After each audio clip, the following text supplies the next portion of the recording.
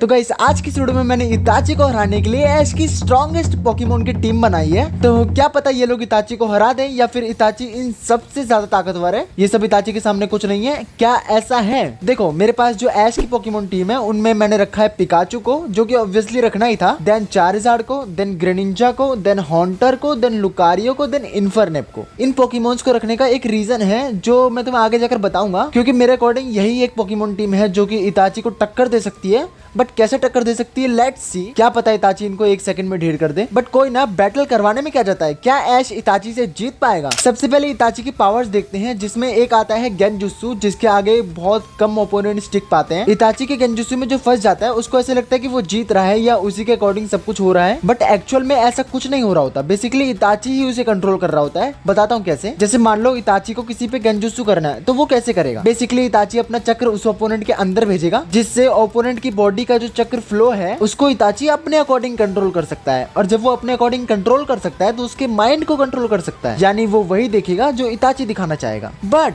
Twist ये है, genjutsu का पोकेमॉन्स पर कोई असर ही नहीं होगा, क्योंकि गेंजुत्सु सिर्फ उसी पर काम करता है जिसकी बॉडी में ऑलरेडी चक्र एनर्जी हो। आओ तुम्हें एग्जांपल देता हूँ। एक एपिसोड याद करो जब नारुतो इताची से लड़ते हुए उसके गेंजुत्सु में फंस गया था, और उस टाइम पर नारुतो गेंजुत्सु से निकलने के लिए क्या कर रहा था? अपने चक्र फ्लो को रोकने की कोशिश कर रहा था। सो बेसिकली इताची सिर्फ उसी पर गेंजुत्सु कर सकता है जिसके पास ऑलरेडी चक्र हो, उसकी बॉडी में चक्र ऑलरेडी फ्लो हो रहा हो। और अगर चक्र एनर्जी नहीं हुई तो गेंजुत्सु का कोई असर नहीं होगा। वाओ। तो अब आते हैं ऐश पे। हमारे ऐश के पास जितने भी पोकेमोन है किसी के पास भी चक्र एनर्जी नहीं है, और अगर चक्र एनर्जी नहीं है तो इस सारे पोकेमोन्स गेंजुत्सु से इम्यून है। यानी इताची सिर्फ निंजुत्सु का यूज कर सकता है और पोकेमोन अटैक्स का, जैसे थंडरबोल्ट और जो भी होता हो। फिलहाल इताची के आई पावर्स पे आते हैं। उसकी आंखों की शक्तियां भी बड़ी खतरनाक है। इताची की पहली आंख की जो पावर है उसे कहते हैं सुकियोमी, और वो भी एक गेंजुत्सु है। और अगर वो भी एक गेंजुत्सु है तो तुम्हें पता ही है पोकेमॉन्स पर वो काम नहीं करेंगी। सो गेंजुत्सु और सुकियोमी फेल्ड। ठीक है, अभी तक तो पोकेमोन काफी कुछ टैकल कर ले रहे हैं, पर इताची हारता वो लग रहा है। अच्छी बात नहीं है। तो इताची की जो दूसरी आंख बच रही है उसकी पावर अमातेरासु है। ये तो एक तरह का फायर है ना। वाटर टाइप पोकेमोन से काम हो जाना चाहिए। बिल्कुल पता था मुझे पहले से पता नहीं होगा।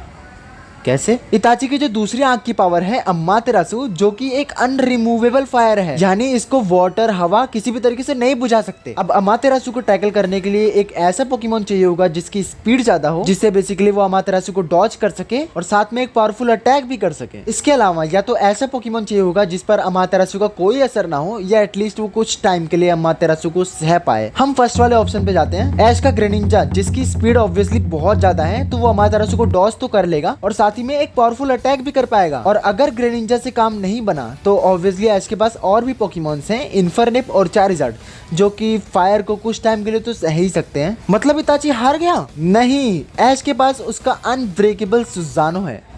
आई मीन इताची के पास उसका अनब्रेकेबल सुजानो है, जिसको हराना ऐश के लिए सबसे बड़ा चैलेंज होगा। सुजानो को डिफीट करने के लिए ऐश का पिकाचू, हॉन्टर और लुकारियो काफी हेल्प कर सकते हैं, जिसमें पिकाचू की स्पीड, लुकारियो का ऑरा पावर और हॉन्टर के भूतिया हमले। काफी मुश्किल चैलेंज होगा, बट क्या पता ऐश अपना दिमाग लगाकर जीत जाए। बट अभी भी थोड़ा मुश्किल होगा हराना, क्योंकि इताची को सुजानो बहुत पावरफुल है।